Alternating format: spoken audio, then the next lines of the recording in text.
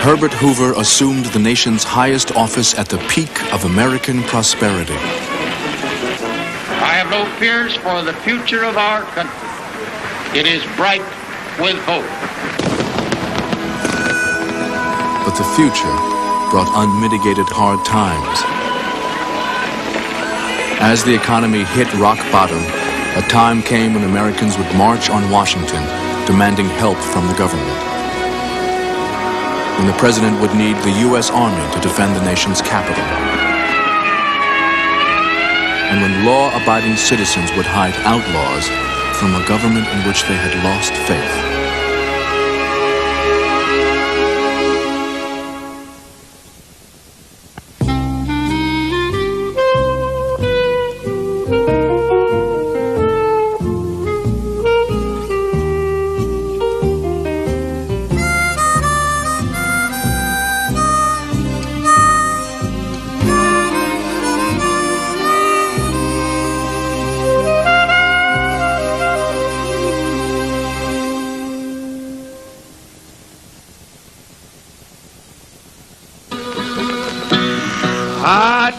Hard time, we got hard time. Now in the days of Hoover, it was a kind of a disastrous time.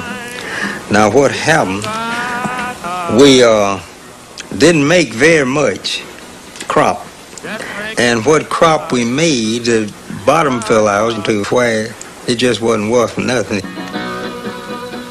Broom corn, one crop was cut for 7.5 cents an hour. I've cashed many a check for a fellow that worked 10 hours cutting broom corn, got a check for 75 cents.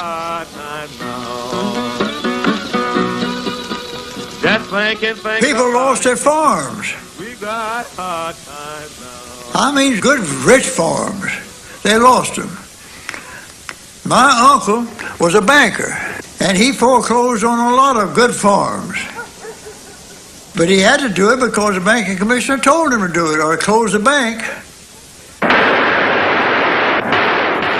With hard times, even law and order in America seemed threatened. If you needed proof, it was Pretty Boy Floyd. If you'll gather round me, children, a story I will tell. Pretty Boy Floyd, an outlaw. Oklahoma knew him well. He was an outlaw, a robber, and a killer. But in Depression America, Charles Pretty Boy Floyd became a kind of hero, celebrated in movies and song for helping the poor. It was in Oklahoma City. It was on a Christmas day. Come a whole carload of groceries with a letter that did say, well, you say that I'm an outlaw, you say that I'm a thief. Here's a Christmas dinner for the families on relief. My father was with my mother and I when I was born, but after that, it was only about a year, I think, after that he was put in prison. And the first time I ever saw him, I was probably about 5, maybe 5.5 years old. He impressed me because he was so well-dressed and he looked so nice and everything. You know, I thought he looked like a movie star. They called Floyd the Sagebrush Robin Hood because he generously rewarded those who helped him escape the law, all part of the desperation of hard times. There was a lot of stealing, you know, steal someone's hogs and butcher them. And so there was a lot of that sort of thing going on because of people being hungry. And of course, I think a lot of that was overlooked by the enforcement authorities because they realized it was a matter of person eating. Floyd was the son of tenant farmers who had struggled to escape poverty and debt. At age 20, he turned his back on farm life, robbed a St. Louis grocery store payroll, was caught, and spent 3.5 years in the Missouri penitentiary. Released in 1929, Floyd found a rural economy that was falling apart. 7 cent cotton and a 40 cent meat. How in the world can a poor man eat? Flour up high and cotton down low. How in the world can we raise the dough? Clothes worn out. Whole families had to work just to survive. Back nearly broken and fingers all sore. Cotton gone down to rise no more. It's a lot of work. Take your children to the field and have them on the sack with you, drag them on the sack and let them play up the middles, and they'd pick little piles of cotton and I'd pick it up when I got to it. But I was with my children all the time. Those cotton sacks were vicious things. They would hold maybe 200 or 300 pounds of hand-picked cotton, and you'd pull it across on your shoulder, up and down the cotton row, stooping over all the time. Once picked, cotton found few buyers. For corn and wheat, the situation was no better. Throughout the 1920s, farmers had expanded, going into debt to buy new machinery and land. My father did a lot of puzzling about it because it was high, $400 an acre. But the bankers in the community said, "Oh, Herman, you better buy now because next year it'll be at least $100 higher." By the 1930s, overproduction had created a crisis. Low prices did not even repay the cost of raising crops, let alone the interest farmers owed on borrowed money. Within a year, the land prices in that community dropped severely. In fact, it would have been difficult, even if it had been possible to sell, to get anything more than $100 an acre for what we'd paid $400 an acre for just 12 months before that. Then, in 1930, America's agricultural heartland was struck by drought. Cool masses of air have not flown southward as usually to cool us, nor moist airs from the ocean to bring us rainfall. See, we went there for months on end without rain, and in July of 1930, we had every day was 100 degrees or more. Corn and the cotton and the garden stuff and everything just dried up, turned yellow and died. The drought threatened to leave poor tenant farmers and sharecroppers without food or money to make it through the winter. In Washington, President Hoover turned to the nation's leading agency for disaster relief, the Red Cross.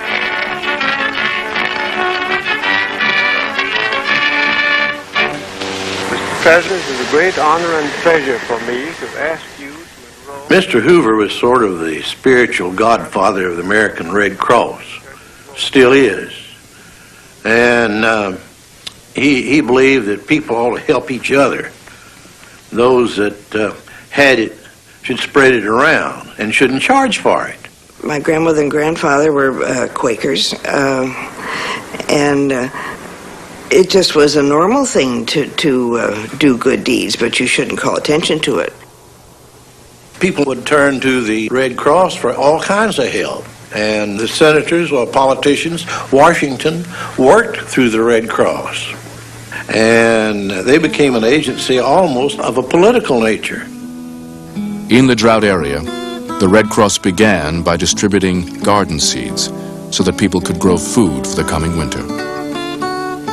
The Red Cross gave out seeds, and when we went for them, we got peas, we got turnip seed, collard seed, everything that bloomed in a garden. Even got eggplants. I didn't know anything about eggplants until the Red Cross issued those eggplant seeds. Drought wore on. Even the Red Cross gardens died. By September, many sharecroppers and wage laborers were hungry. But planters feared that further relief would keep people from working, and they blocked Red Cross efforts until the cotton was picked. Not until late November did food distribution begin.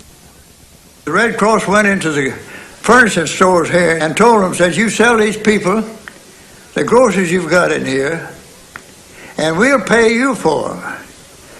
But we're not going to give them money. because they'll throw it away or drink whiskey with it and everything. In most counties, the Red Cross worked within the plantation system and relied on the landowners to determine who got food. Your boss man, he would already go in front and he'd be done told how many families he had on his place that needed aid. And so when you got out there, they would check each individual that was drawn for a household. Dear Red Cross, my children need books and clothes so they can go to school. If my mules don't die this winter and I can get something for them to eat, I'm going to try to make a crop here next year. I don't want the Red Cross to give me nothing, but if you'll help me and give me time, I'll pay you for all that you do for me. Signed, A.C. Blount. In Arkansas, the state hardest hit by drought, the agricultural crisis closed 1/4 of the banks. Red Cross relief money was frozen. As aid ran out, people faced starvation. I look back myself now and am surprised at how little awareness there seemed to be in Washington of what was going on around the country. Opinion in the newspapers was pretty much Republican.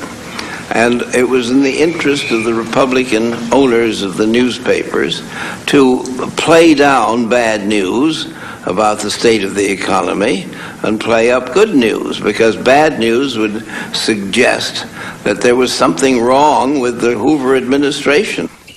The president insisted private charity could meet the crises. He denied anyone was starving because of the drought. An open letter to President Hoover. To say that people are not suffering of hunger and actually starving in Arkansas is a blind denial of plain facts. The Red Cross in the states that are stricken have not the resources to meet the situation. As an American citizen and as a soldier in the late World War, I am utterly disgusted to think it probable that my national government should shirk its inescapable duty in this time of peril. Respectfully, Oliver Moore. In December of 1930, the drought produced what Hoover had fought to avoid: a call for the federal government to feed people. He thought people should work and not get on the dole. He thought that really demoralized people. He felt that the soul's growth depended on your self-reliance and pride in your self-reliance. And once you start giving up and asking aid from someone else, you've given up the fight. You've given up the reason to live. With the Red Cross overwhelmed, Arkansas's Democratic Senator Joseph T. Robinson now sought $60 million in federal aid. Hoover threatened to veto any legislation that gave direct federal aid to individuals. The bill he signed authorized loans of $45 million for seed and animal feed. It made no mention of food. Mr. Hoover was at best, or at worst, very, very conservative. And he never had missed any meals, neither had his wife. And nothing changes your attitude like going hungry a couple of days. And he never had that. And he just couldn't believe that there were people under his administration that were not eating regular. Winter deepened. Shortages increased across the drought states. The gas company sent a man out to turn off the gas in a house where a woman and a number of children lived. And when he arrived, she was unable to pay the bill. She said, "Please give me time to finish cooking." He said, "No, my instructions are to turn it off right away." And she went into where she was cooking, and to his horror, he saw in a basket the head of a dog. and then realized that she was cooking a dog for the children as the only food she had in the house. Just come on us that we didn't have nothing to go on. Wintertime coming and didn't have anything from the summer. You get hungry, you get real antsy. Anybody does. And you get a feeling that the world's gone to hell in a handbasket, and you can't position yourself in such a world. By the end of the year, 150,000 Arkansas families were in danger of starving. On January 3rd, 1931, in the countryside around the town of England, Arkansas, Red Cross distribution had completely broken down. No food had been handed out for 3 days.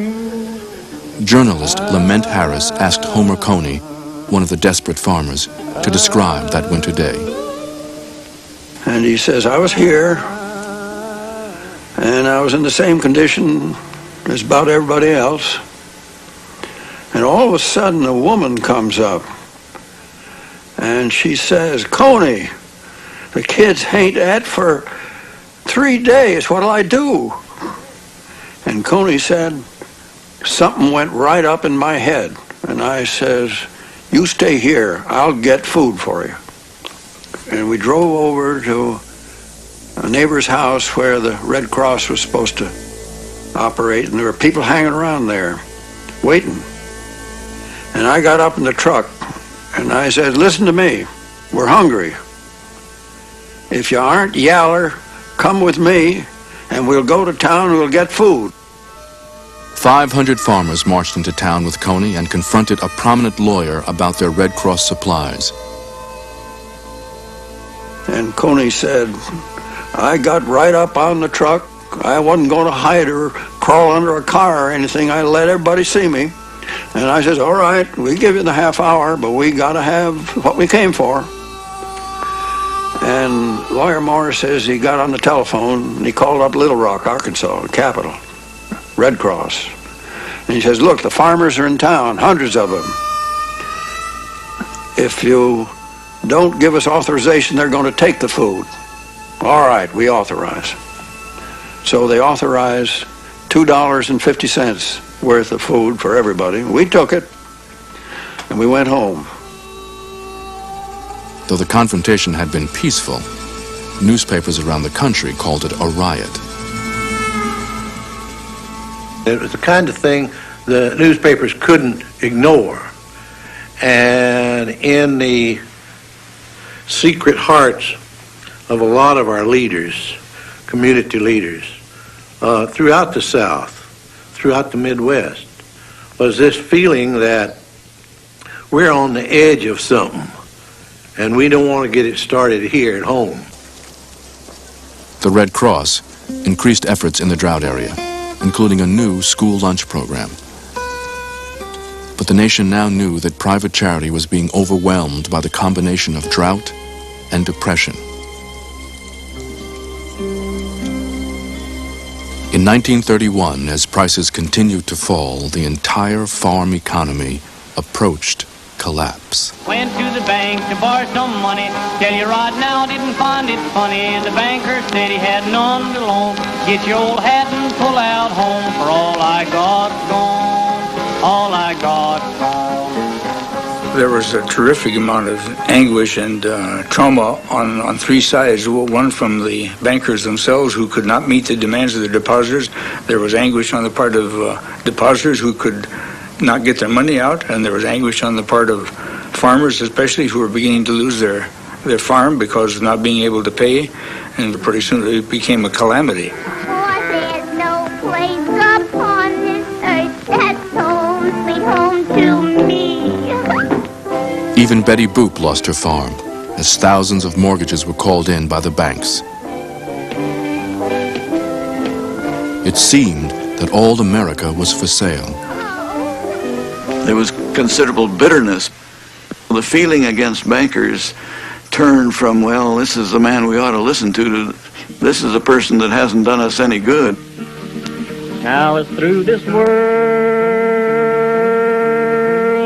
I ramble, I see lots of funny men.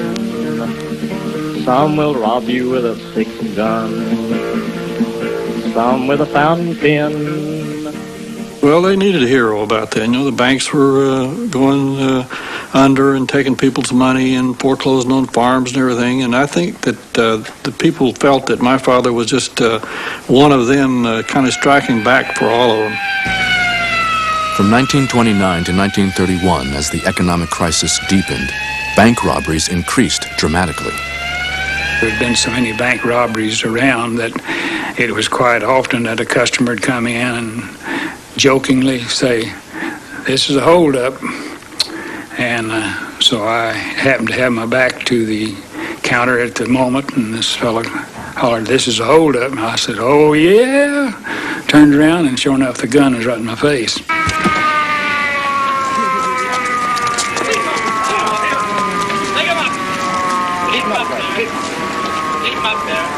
Most of them were small robberies. By that I mean they was small banks.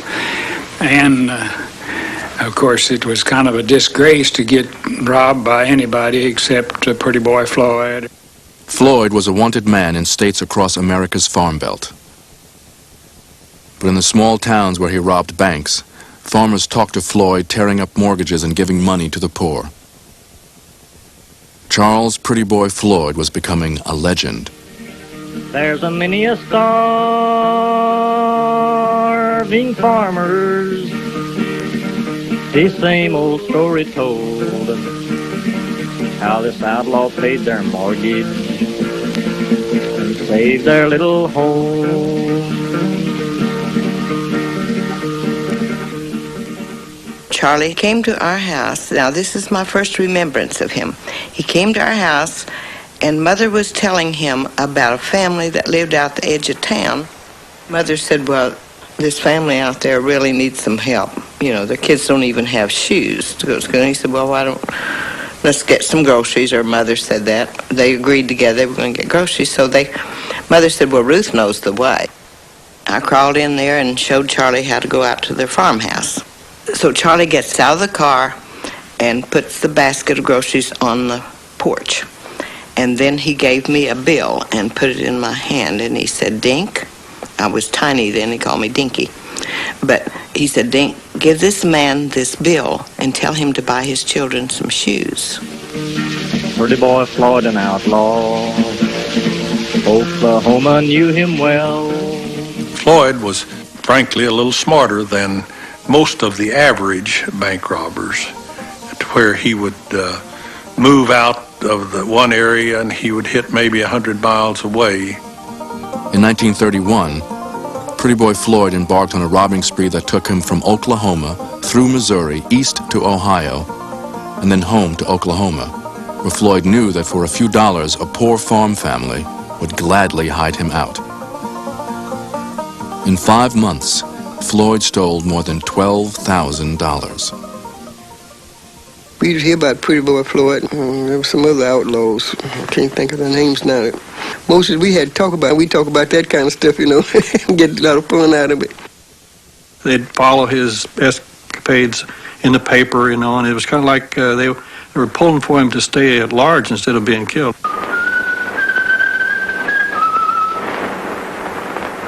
Hello, Louis.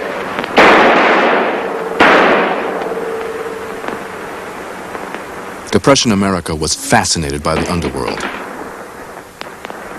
Outlaws and gangsters on the screen and on the streets seemed unstoppable.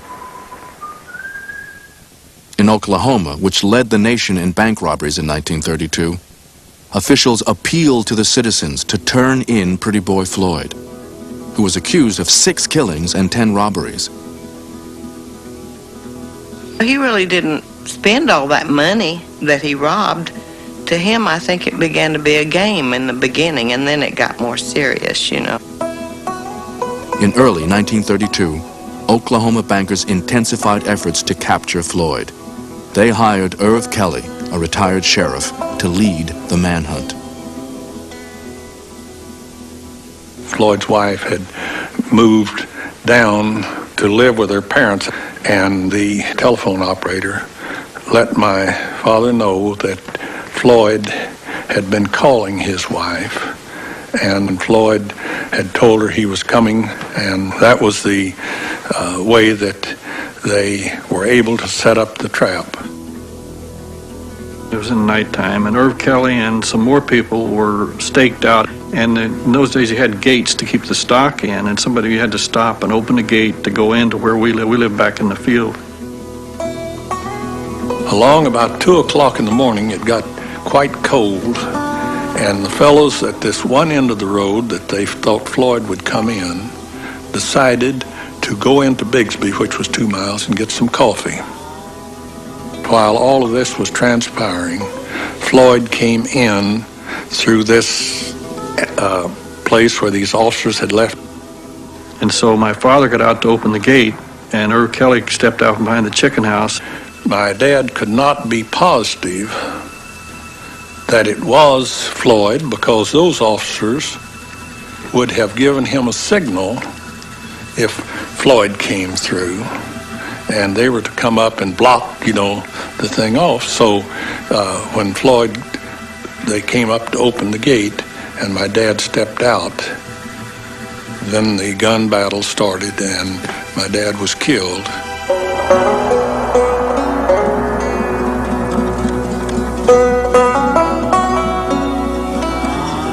The killing turned the public against the outlaw Pretty Boy Floyd. We just heard about it. We don't ever know him coming in here doing anything for anybody in this area. We would just hear about it. They call him a kind of Robin Hood. It's nice to be a Robin Hood, I'm sure.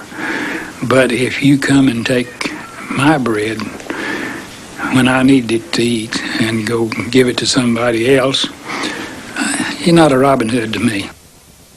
Floyd would remain at large for 2 more years until FBI agents cornered and shot him in an Ohio cornfield. But the crime wave of the early Depression years continued to feed fears that America was coming apart. All I got gone, all I got gone. As agricultural crises and industrial shutdowns accelerated, President Hoover was besieged with demands to aid America's newly poor. Hoover was feeling the pressure. To relieve stress, the White House physician had prescribed a demanding physical regimen. The president and his cabinet worked out on the South Lawn every morning. They called it Hoover Ball. You had to be there at 6 o'clock in the morning. And after they played medicine ball, they'd come in to have this breakfast, which would be grapefruit juice and fruit and coffee and whole wheat toast. And they talked about the Depression. Oh, that was upmost. That's all they talked about, the Depression. But the president and his aides were busy as bird dogs, I say. He had people coming in to see him to talk about the things he needed to get done and to get information. The most positive thing he did about the economic depression that was spreading over the country was the Reconstruction Finance Corporation, which was founded on the idea that if you could stimulate business at the top, the proceeds would trickle down through the economic layers to the people at the bottom. The idea was not to put purchasing power in the hands of the people at the bottom, but to stimulate business and industry. Hoover knew he was staking his political future on the Reconstruction Finance Corporation and the revival of business. 1932 was an election year. Leading the field of those hoping to challenge Hoover was New York's Governor Franklin Delano Roosevelt. At the breakfast table, the question came up about his handicap. They were thinking, how can he be president? Roosevelt had contracted polio in 1921 and his legs had been paralyzed. Years of therapy restored little strength to his muscles, a fact which was kept largely hidden from the public by a cooperative press. At the cabinet meeting, they said it's impossible. People, when they find out he's only a half man, they'll never elect him as president. But there was one man at the table that spoke up, and that was Justice Stone. Justice Stone says, let's don't rush this thing, because if we say much about it, it'll kick back on us. And he says, and he'll be standing at the podium, and says he could stand there for hours. And he says he has a magnificent, warm smile and a voice that radiates with sincerity. With our new media of communication, he can be mighty impressive. President Hoover never said a word. Just never said one word.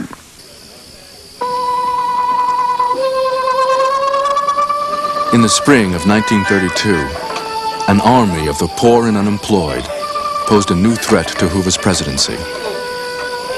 Veterans of the First World War, these men would build a movement that would shake the faith of many Americans in their government. The campaign began when ex-Army Sergeant Walter Waters led 300 veterans out of Portland, Oregon. Their goal, to claim a bonus for their military service. Congress had promised to pay the bonus in 1945, but the veterans wanted their money now. Other veterans, hearing of the bonus army, also began moving toward the capital.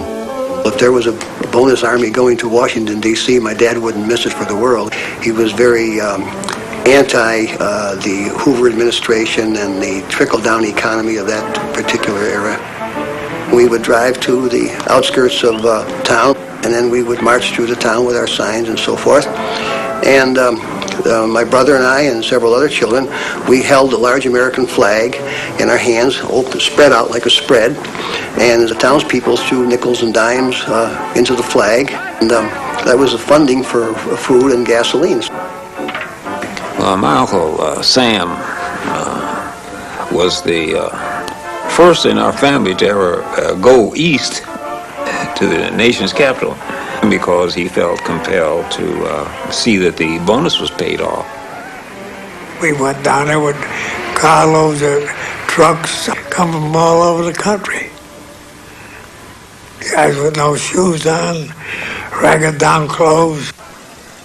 I remember one family who had come all the way from California. Their home was taken away from them, and they had put into the car everything they could carry, including the jelly the wife had put up, and they used the jelly to pay the toll charges.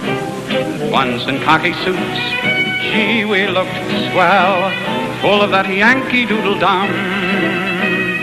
500,000 boots went slogging through hell, and I was the kid with a drum. The president and many in Congress attempted to discourage the bonus movement, but the veterans kept coming.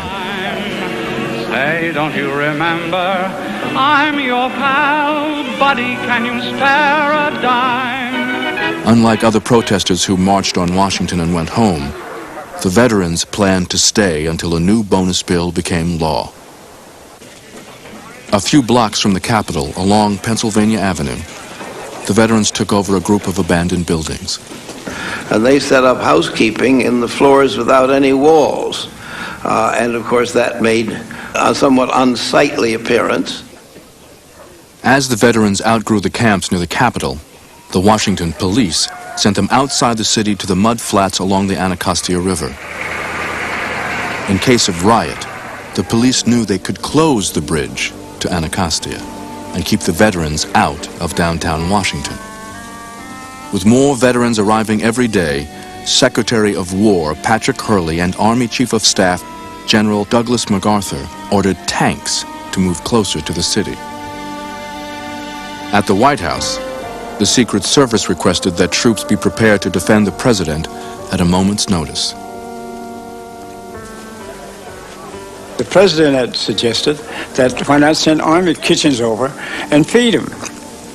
Well, the cabinet, and especially the Hurley of the War Department, said that would be accommodating him, and we would just get more and more and more and more. And of course, that went around the table. Hoover authorized delivery of medical supplies and surplus Army equipment to the bonus camps, though he allowed no publicity about this aid. I remember moving into the tent city, and then we had a large tent that was ours, and we had Army cots in the tent to sleep on, and we had Army blankets. I don't know where they got all of these provisions from. There were field kitchens where they cooked for the men who were by themselves. Of course, my mother cooked for us, and be a lot of soup, I know, because she had a lot of mouths to feed, so there was plenty of soup. At the end of May, Walter Waters officially took command of the Bonus Army in Washington. Keeping order in the camps, whose residents now numbered more than 3,000, was the responsibility of the city police force. I went on the police department at a salary of $1,900 a year. And in 2 months after on the police department, they cut us 10%. But I was drawing a check every 2 weeks, and there was millions of people in the United States that was not drawing that. I was happy. I was ecstatic.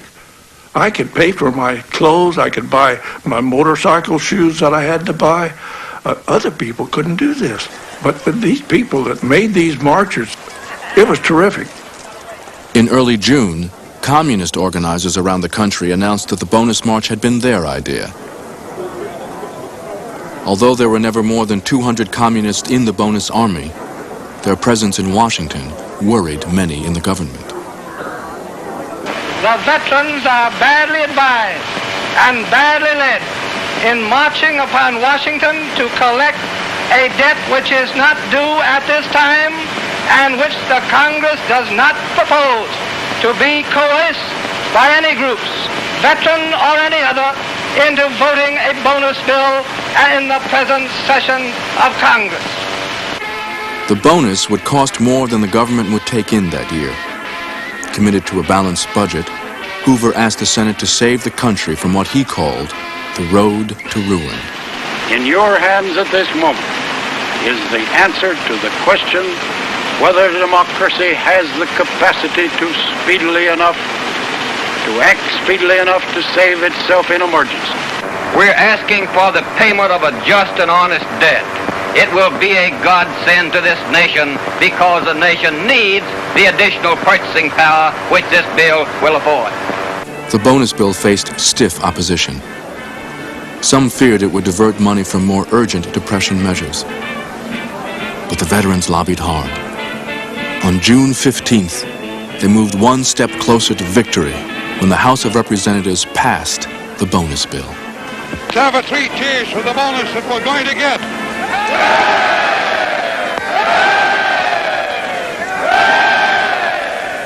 I don't think Washington really understood what had happened in the country until you got the bonus marches coming there and lobbying the Congress every day and settling into makeshift dwellings all around the Capitol.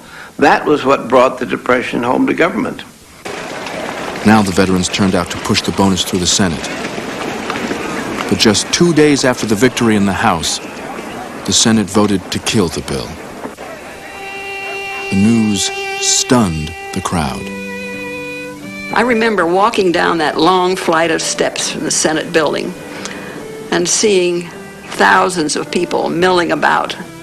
I think there was probably a sense of great confusion. I'd come all the way from California or Arkansas to try to get the bonus awarded so I can feed my kids. And Senate hasn't done anything about it. What do we do now? Why was it that you came to Washington? Well, to beat the undertaker, spend the money before the undertaker gets it. I came to Washington to get my bonus, and I'm going to wait for it till I get it if I have to wait till 1945. Senator Gore, my grandfather, didn't believe in giving anybody anything, so he was opposed to the bonus. I went with my grandfather from his house in Rock Creek Park. He had a big, long, black Packard car and a driver called Davis, and I sat in the back of the car. And as we drove down Pennsylvania Avenue on both sides with the bonus army, as we approached the Senate side of the Capitol, they recognized Senator Gore, and they began to stone the car. And from that moment on, I knew that it could happen here, and that one day we might indeed have a revolution, and it would be rich against poor. The veterans were determined to force Congress to reconsider. Over the next few weeks, as the government watched with concern, the population of the camps increased to over 20,000. Anacostia became the nation's most famous Hooverville. I'm just a poor ex-soldier that's broken down and blue. I fought out in the Great World War for the old red, white, and blue. On assignment for the National Association for the Advancement of Colored People, Roy Wilkins visited Anacostia and found black and white vets living side by side, although Washington and the U.S. military were still strictly segregated. There was a sort of a leveling process as these people got together, and there was a sense of solidarity and a sense of responsibility to give a good account of themselves. They tried to give little homey touches to the hovels they lived in. Some of them were built of cardboard, some of tin sheeting, some of wood, and a number of them had planted little gardens. The Bonus Army had occupied Washington for more than 2 months. With Congress scheduled to adjourn, the veterans mounted a final protest. For more than 3 days, they marched in front of the Capitol in slow, shuffling relays of tired men. The Washington press called it a death march. The atmosphere around the Capitol building was very strange during the death march. There was a sense of sadness, of desperation. The thing we couldn't forget was that the pavement was so hot, and with these bare feet, it must have been a very painful thing. We were practically begging for our money. As the vigil wore on, official Washington began to feel under siege. We drove through Washington as fast as we could. We didn't feel comfortable stopping at stop signs, especially along Pennsylvania Avenue. And I had to cross Pennsylvania Avenue to get into the White House. And we rolled up our windows and locked our doors, and, well, it was a ragtag bunch of people. It was a mess there in Washington, and we weren't happy about it one bit. Tradition called for the president to come to Capitol Hill and close Congress. As the Senate debated on its last day, Hoover's limousine waited. It was a dramatic moment, on the one hand, where the Congress with the power to make or break some of these people. There was a president who sat in his well-guarded White House. The streets were cut off, were taped off. All in favor, say aye. Fearful for the president's safety, the Secret Service did not let Hoover come to the Capitol. A few minutes before midnight, Congress adjourned without reconsidering the bonus bill. Members of Congress left through underground tunnels to avoid the veterans waiting outside. Take it from me, this is the greatest demonstration of Americanism we've ever had. Pure Americanism. Willing to take this beating as you've taken it. Stand right steady. You keep every law. And why in the hell shouldn't you? Who in the hell has done all the bleeding for this country and for this law and this Constitution anyhow but you fellas? But don't take a step backward. Remember, as soon as you haul down your camp flag here, then clear out this thing, every one of you clears out, this evaporates in thin air. And all this struggle will have been no good. Washington authorities wanted their city back. 12 days after Congress adjourned, the district commissioners ordered police to evict the veterans from the buildings on Pennsylvania Avenue.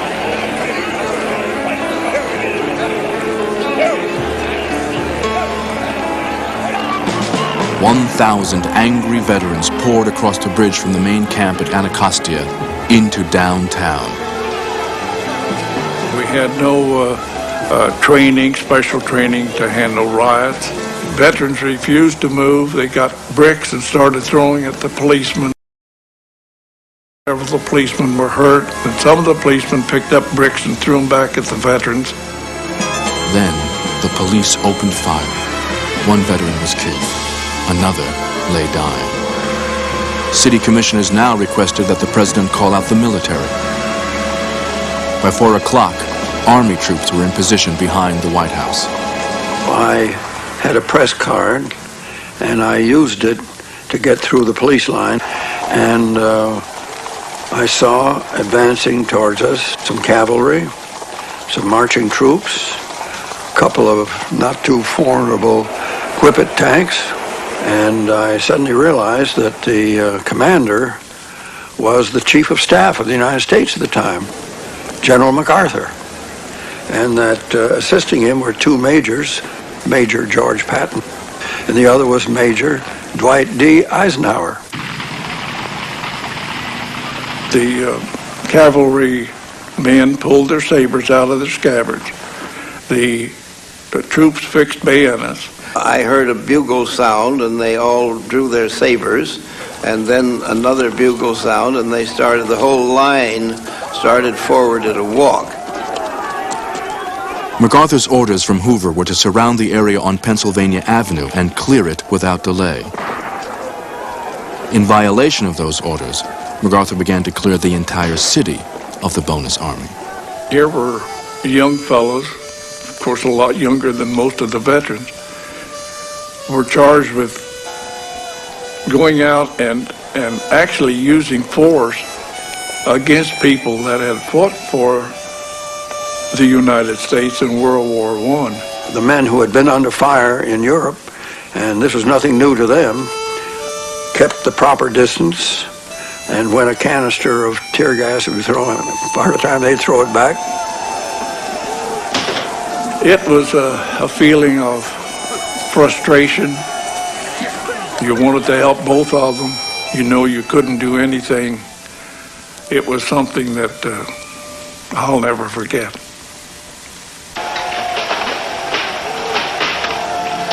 I happened to be near General MacArthur, and I saw him speak to a sergeant, and then I saw the sergeant collect a squad and then go down the row of ramshackle huts, and they'd throw a wad of newspaper into a corner of a hut and set that alight, and they went right down the whole row that way, and pretty soon the whole row was burning.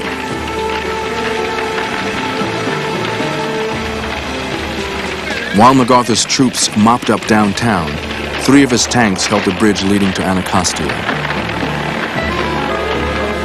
Trapped inside the camp with the veterans were 600 of their wives and children.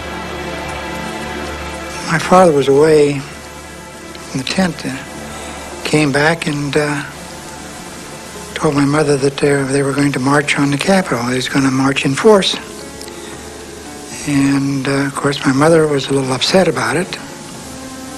When we started across the bridge and I saw these soldiers, and I've never seen tanks and soldiers on horses and soldiers with bayonets before, and and my father was pretty headstrong. I didn't know whether he was going to try to go through them or not, but it was frightening. I remember very well. It was something I'll never forget. Twice that night, Hoover ordered MacArthur not to cross into Anacostia, but the general chose to ignore presidential authority. A few minutes after 11 p.m., he sent his troops across the bridge. By midnight, all of Washington could see Anacostia burning.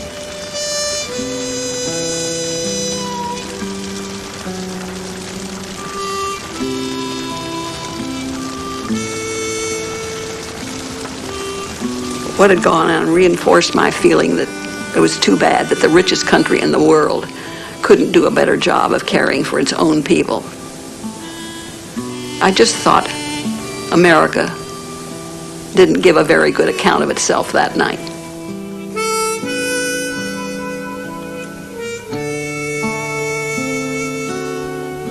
While the ruins of Anacostia smoldered, bonus marchers filled the roads leaving the capital. As the men retreated, General MacArthur reported that the veterans had intended to take over the government. Although MacArthur had violated direct orders, President Hoover took full responsibility for the eviction of the bonus army. In Albany, New York, Franklin Roosevelt, the Democratic candidate for president, listened to radio reports of the rout and told his aide he thought Hoover had already lost the election. The next morning at the breakfast table, the president was very much upset. And he said to the cabinet, he says, I know there's no way we can explain to the American people what happened yesterday. Why did we have to use so much force against unarmed veterans? He says, why did we have to do that? He says, I know the Democrats are laughing themselves to death. Roosevelt waged a strenuous campaign. Though his platform was vague, he suggested that his New Deal for the American people would make government more responsive to the suffering caused by the Depression. President Hoover remained opposed to increased demands upon the federal government. What our people need is the restoration of their normal jobs, the recovery of agricultural prices, and of business. They need...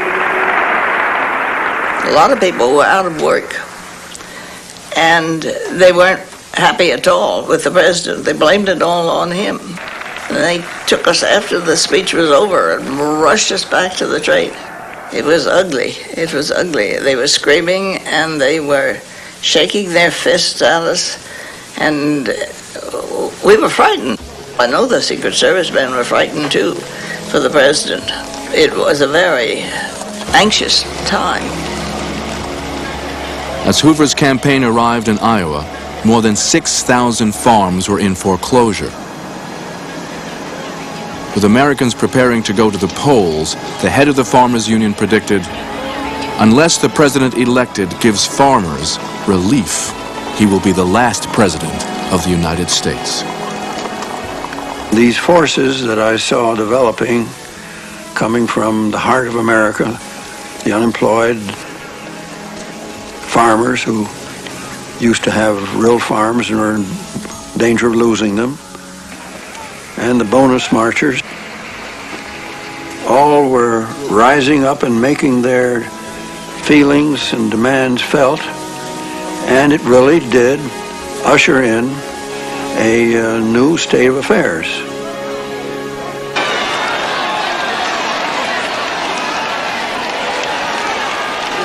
Franklin Roosevelt, promising to restore this country to prosperity, won a landslide victory.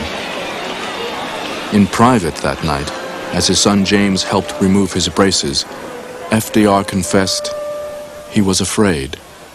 All my life, the president-elect said, I have been afraid of only one thing, fire. Tonight, I think I'm afraid of something else. I'm afraid that I may not have the strength to do this job. Roosevelt's son made no reply, and then his father added, after you leave me tonight, I'm going to pray that God will give me the strength to do this job and to do it right. I hope you will pray for me too.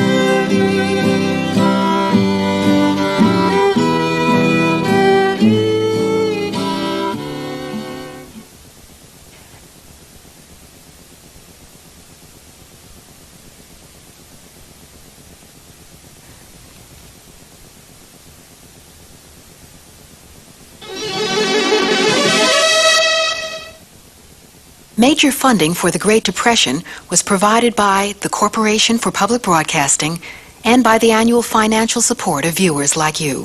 The National Endowment for the Humanities, the John D. and Catherine T. MacArthur Foundation, and Lotus Development Corporation, providing software solutions that help people work together.